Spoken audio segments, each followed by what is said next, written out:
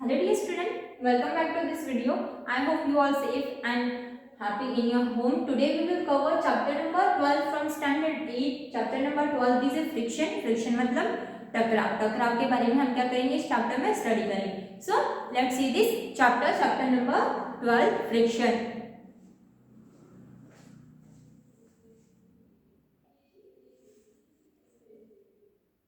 You might have seen a driver of car or a truck slowing down the vehicle at a traffic signal. अब देखो आप सभी को पता है ना, जब जो ड्राइवर होते हैं कार और ट्रक के, वो क्या करते हैं जब सिग्नल्स आते हैं तो वो व्हीकल की स्पीड क्या करते हैं, कम कर देते हैं, स्लो कर देते हैं. You to slow down your bicycle whenever needed by applying brakes. और आप जब बाइसिकल चलाते हो तब भी क्या होता है, आप जब सिग्नल पर जा रहे हो या फिर किसी मतलब रास्ते से जा रहे हो तो आपको अगर स्पीड अपनी कम करनी है तो आप क्या करते हो, ब्रेक को क्या करते हो, फोर्स अप्लाई करते हो जितना उसे चाहिए होता है ना. और तभी क्या हो जाती है, आपकी साइकिल की स्पीड कम हो जाती है. Have you ever thought why a vehicle slow down when brakes apply. क्या आपने सोचे हो जब हम ब्रेक को फोर्स अप्लाई करते हैं तो क्यों आपके बाइसिकल की है ना, आपके बाइसिकल की स्पीड कम हो जाती है. क्या आपने ये सोचे हो. नॉट ओनली व्हीकल ही नहीं, एनी ऑब्जेक्ट, किसी ऑब्जेक्ट में भी ऐसे होता है. Moving over the surface of another object slow down then when no external force is applied on it. और बहुत बार क्या होता है, बहुत सारे ऑब्जेक्ट भी हम उसे एक्सटर्नल फोर्स अप्लाई नहीं करते, फिर भी वो क्या होती है, स्पीड एकदम से बढ़ जाती है और अपने आप स्लो डाउन हो जाती है ना. तो ये आपको पता है क्यों होता है. फाइनली ये स्टॉप, और फाइनली वो जाकर क्या हो जाती है, अगर स्पीड पहले क्या होती है, बहुत ज़्यादा होती है, धीरे धीरे वो स्पीड कम होने लगती है. और कम होने के बाद में क्या होता है, वो जो ऑब्जेक्ट रहता है वो कैसे होता है, स्टॉप हो जाता है ना. फाइनली वो कैसे होता है, स्टॉप हो जाता है. You not seen a moving ball on the ground stopping after some time. Why do we slip when we step on the banana peel. अब देखो आप अगर क्या करते हो, बनाना पील के ऊपर अपना लेग रख देते हो तो आप क्या होते हो, स्लीप है ना, स्लीप हो जाते हो. तो कुछ टाइम के लिए स्लिप हो जाते हो, लेकिन उसके बाद में आप अपनी जगह पर मतलब कांस्टेंट है ना, कांस्टेंट या फिर स्टॉप, एक ही जगह पर खड़े रह जाते हो या फिर बैठे रह जाते हो है ना. तो ये क्यों होता है, you will find the answer such question in this chapter. और यहाँ पे ऐसे ही कुछ क्वेश्चन दिए हुए हैं, उनके आपको क्या करना है, आंसर्स फाइंड आउट करने हैं. नेक्स्ट हम देखेंगे, नेक्स्ट पॉइंट है हमारा फोर्स ऑफ फ्रिक्शन के बारे में हम क्या करेंगे, स्टडी.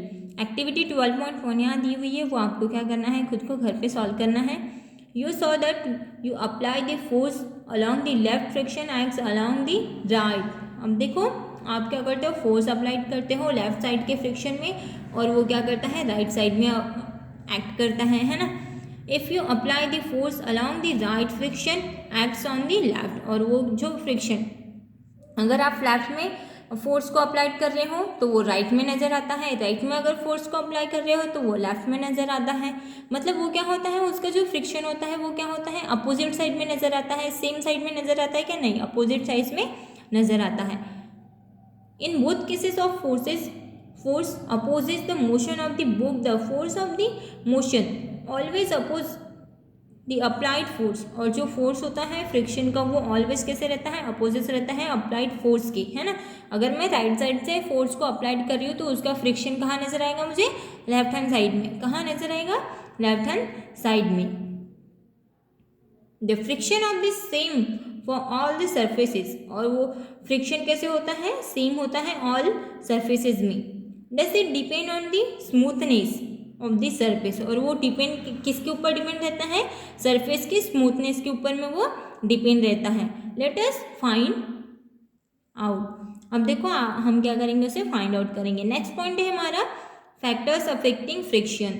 अब देखो फैक्टर्स अफेक्टिंग फ्रिक्शन के बारे में हमें स्टडी करना है. तो यहाँ पर सबसे पहले एक्टिविटी दी हुई है 12.2. या आपको क्या करना है, घर पे ट्राई करना है. नेक्स्ट उसके बाद में हम देखेंगे नेक्स्ट दिया हुआ है स्प्रिंग बैलेंस। स्प्रिंग बैलेंस आप सभी ने पढ़े होंगे, है ना। आप जब छोटे रहते हो तो आपको स्प्रिंग बैलेंस में लटका दिया जाता है और आपके बॉडी का बैलेंस, है ना, आपकी बॉडी का वेट कितना है वो काउंट किया जाता है जब आप छोटे होते हो, मतलब नर्सरी में होते हो या फिर नर्सरी से जो भी छोटे बच्चे होते हैं ना, चाइल्ड होते हैं, उनका वेट क्या किया जाता है,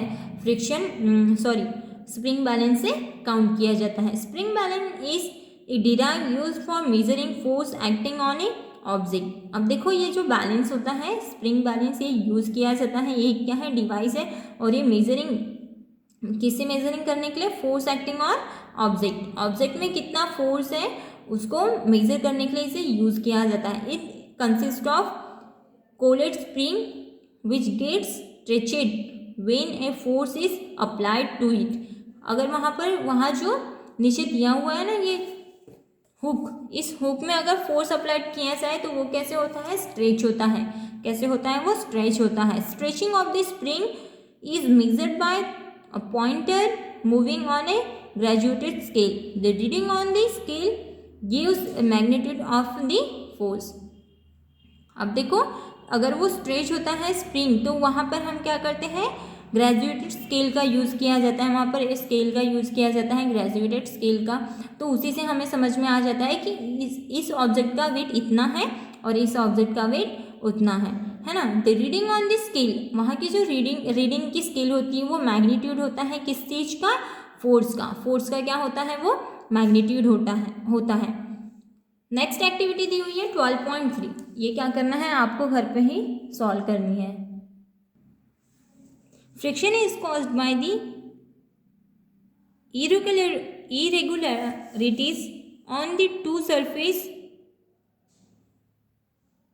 इन कॉन्टैक्ट। अब देखो ये फ्रिक्शन कॉज्ड कैसे होता है, वो इरेगुलरिटीज होती है ना टू सरफेसेस की, उसके कॉन्टैक्ट में आने की वजह से ये फ्रिक्शन कॉज्ड होता है। Even the surface which appear very smooth have a large number of minutes irregularities on the two surfaces log into one another। अब देखो सरफेस कैसे होता है,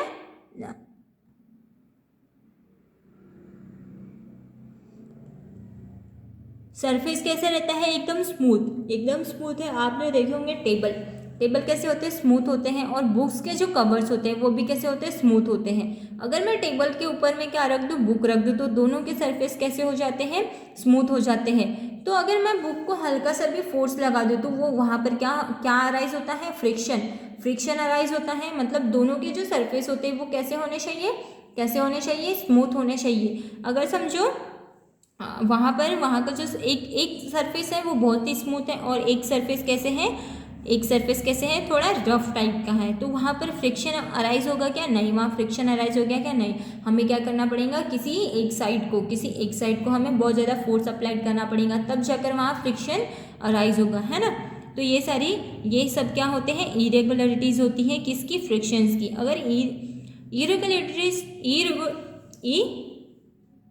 irregularities on the two surfaces log into one another। अब वो to surfaces की regularities होती हैं तो वो क्या करती है, किसी एक को लॉक कर देती है, लॉक कर देती। When we attempt to move any surface we have to apply force overcome interlocking. अगर आप क्या करते हो, फोर्स को अप्लाई करते हो, है ना, तो वो क्या होता है, इंटरलॉकिंग हो जाता है ऑन दी रफ सरफेस। मतलब वो रफ सरफेस को क्या करता है, वहाँ से वो रफ सरफेस को वो फेस करके, है ना, उस सरफेस को फेस करके वो आगे निकल जाता है। There are the larger number of irregularities. अगर वहाँ पर बहुत ज़्यादा नंबर की क्या हो जाती है, इरेगुलरिटीज होती हैं, तो so the force of the friction is greater if A rough surface of involve. अगर वहाँ रफ सरफेस इन्वॉल्व है तो हमें क्या करना पड़ेगा, वो जो फोर्स होता है फ्रिक्शन, है ना, फोर्स होता है फ्रिक्शन के लिए, हमें क्या करना पड़ेगा, उसे ज़्यादा अप्लाई करना पड़ेगा। अगर फोर्स ज़्यादा अप्लाई करेंगे तो फ्रिक्शन कैसे होगा, ज़्यादा होगा, और क्योंकि रफ सरफेस होता है तो रफ सरफेस में हमें फोर्स ज़्यादा अप्लाई करना पड़ेगा, तभी जाकर वहाँ फ्रिक्शन अराइज होगा, है ना। तो ये 12.5 में आपको बहुत इजीली समझ में आ जाएगा। सरफेस इरेगुलरिटीज है ना, सरफेस इरेगुलरिटीज के बारे में। नेक्स्ट पॉइंट है हमारा, नेक्स्ट पॉइंट हम देखेंगे।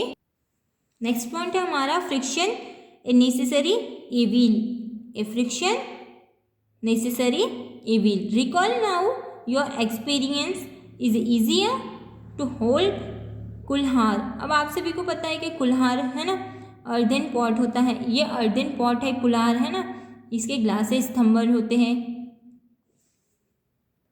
अब देखो फ्रिक्शन ए नेसेसरी इविल क्या होता है। इविल मतलब क्या होता है, किसी भी चीज़ की बुराई। अब हम बुराई तो कह नहीं सकते हैं ना, तो क्या होता है ए नेसेसरी इविल। इविल के बारे में हम स्टडी करेंगे।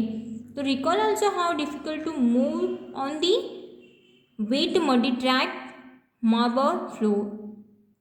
Can you imagine brick able to walk at all if there were no friction. अब देखो रिकॉल, आपको सभी को पता है कि मडी ट्रैक है ना, मडी ट्रैक जो होते हैं, अगर वहाँ पर वेट मतलब कैसे होता है, हल्का सा गीला टाइप का है ना, वेट मार्बल के ऊपर, मार्बल फ्लोर के ऊपर हम क्या कर रहे हैं, मडी ट्रैक को अगर ला कर रख रहे हैं, तो आपको क्या करना है, इमेजिन करना है कि वो एबल होगी आपके वॉक करने के लिए। अगर वॉक करने के लिए एबल है और वहाँ पर फ्रिक्शन हो रहा है कि नहीं, अराइज हो रहा है कि नहीं, वो आपको क्या करना है, सीन करना है, देखना है, और उसे उसके बारे में यहाँ पर आपको कुछ पॉइंट्स है वो क्लियर करने हैं।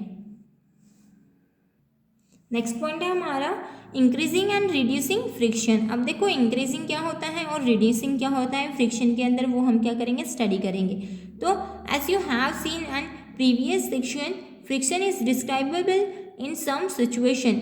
Have you ever thought the sole of your shoes is grooved? It has done provide the shoes better grip on the floor so that you can move safely. Similarly, the tethered tires of cars, trucks and bulldozers provided better grip with the ground. We deliberately increases friction by using brake pad in the brake system of bicycles and automobiles. When you are riding a bicycle, the brake pads do not touch the wheel, but when you press the brake lever, these pads arrest the motion of the rim due to friction. The wheel stop moving. You might have seen that kabaddi players rub their hands with soil of the better grip of their opponent. अब आप सभी को पता है ना कि हमारे जो शूज़ होते हैं, अब देखो वहाँ पर अगर बेटर ग्रिप नहीं लगे होते तो हम क्या होते हैं, बहुत जल्दी फ्रिक्शन, मतलब चलते चलते ही गिर जाते हैं ना, हमारे पाँव ज़मीन पर अच्छे से रख पाते क्या, नहीं, वहाँ पर क्या अराइज होता है, फ्रिक्शन, और हम क्या हो जाते हैं, गिर जाते हैं, या फिर हमें कहीं पर भी मोच आ जाती है ना। वैसे ही जो टायर्स होते हैं, वो टायर्स कैसे होते हैं, टायर्स हैं, ट्रक्स के टायर्स होते हैं, बुलडोज़र, उनको क्या होती है, बेटर ग्रिप होती है, इसीलिए वो क्या होते हैं, ग्राउंड के ऊपर में या फिर कहीं पर भी वो इधर से वन प्लेस से अनदर प्लेस पर जा सकते हैं, है ना। क्यों? क्योंकि उनको बेटर ग्रिप प्रोवाइड की रहती है। क्या? बेटर ग्रिप और ग्राउंड पर रहते हैं, वो बेटर ग्रिप के साथ में ग्राउंड के ऊपर में रहते हैं। जैसे कि आप सभी को पता है जो कबड्डी प्लेयर्स होते हैं, कबड्डी प्लेयर क्या करते हैं, अपने हाथों को सॉइल के ऊपर ऐसे मरोड़ते हैं, है ना। मरोड़ना मतलब अगर हाथ जो होते हैं, अपने हैंड जो होते हैं, उनके ऊपर वो क्या करते हैं, मिट्टी, सॉइल को क्या करते हैं, रफ करते हैं और आगे अपना गेम कंटिन्यू करते हैं। ऐसा क्यों होता है? क्योंकि जो अपने बॉडी से बहुत सारे फ्रिक्शंस होते हैं। अगर मैं किसी भी आगे वाले पर्सन को क्या कर रही हूँ, अपने हैंड से टच कर रही हूँ, है ना, तो वहाँ पर हल्का सा स्मूथनेस आती है। तो हम वो सॉइल को अगर अपने हैंड पर रफ कर ले तो क्या हो जाता है, वो जो स्मूथनेस, वो जो फ्रिक्शन होता है वो अराइज होता है क्या? नहीं। मैं आगे वाले पर्सन को अगर वहाँ सॉइल क्या कर रही हूँ, सॉइल रफ करके जा रही हूँ, तो आगे वाले पर्सन को मैं बहुत ही कस के पकड़ सकती हूँ, है ना, बहुत ही कस के। इसीलिए जो कबड्डी प्लेयर्स होते हैं वो क्या करते हैं, रब करते हैं हैंड्स, किससे? अपने सॉइल से। क्यों?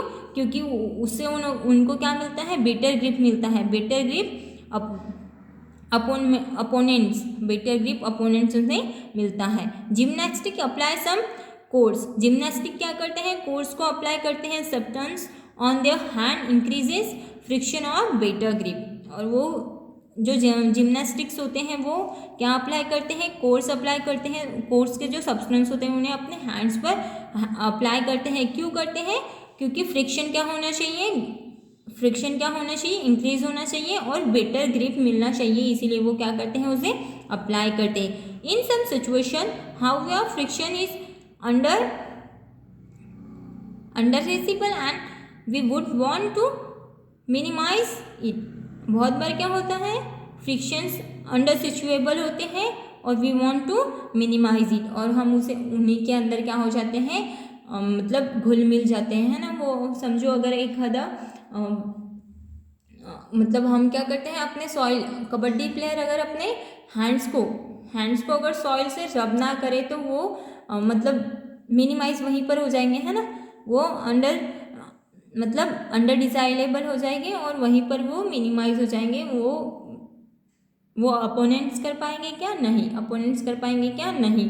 तो यही सारी चीज़ें हमें इस पॉइंट्स में स्टडी करनी थी। तो यहाँ जो कुछ पॉइंट्स दिए हुए वो आपको क्या करने हैं, घर पे स्टडी करने हैं।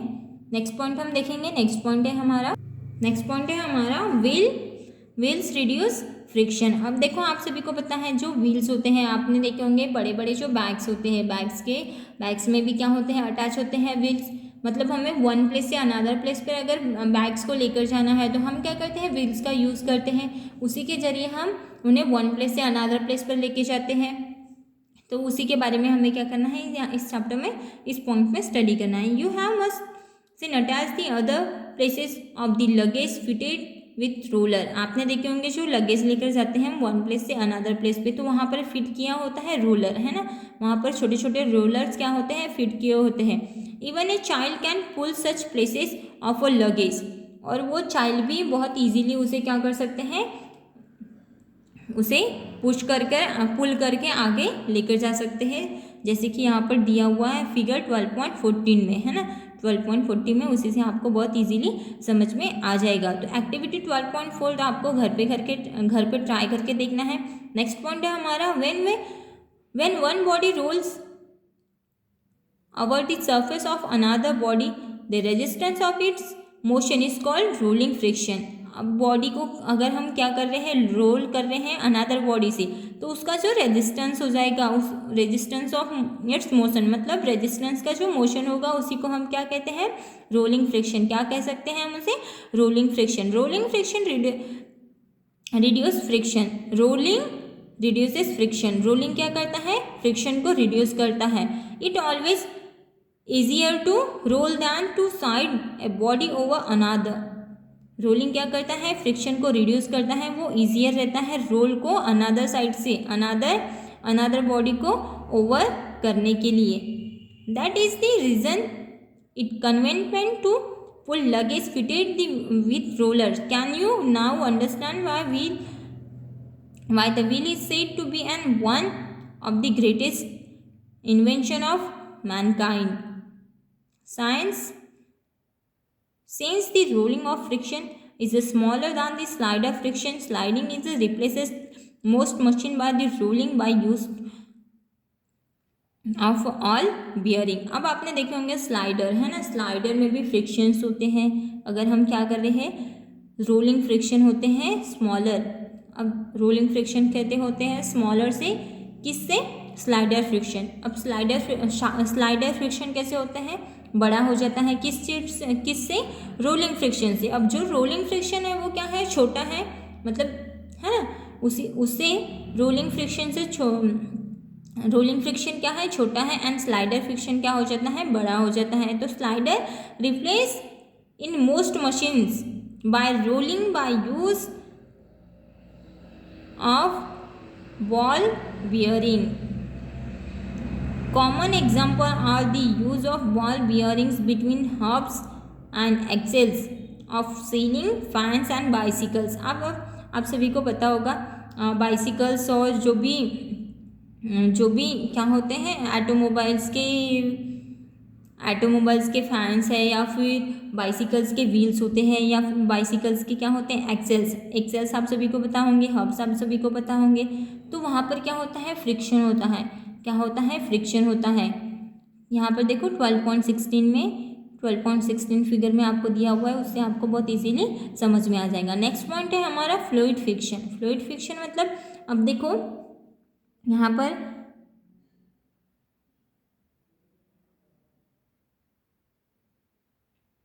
water and another liquid exert force of a friction when object move through them. In science, in common name of gases are liquid is fluid. अब देखो जो लिक्विड होते हैं, है ना, साइंस में कॉमन नेम दिए हुए गैसेस एंड लिक्विड्स को, उन्हें ही क्या कहा जाता है, फ्लूइड्स कहा जाता है। क्या कहा जाता है, फ्लूइड्स कहा जाता है। So we can say that fluids exert force of the friction object in motion through them.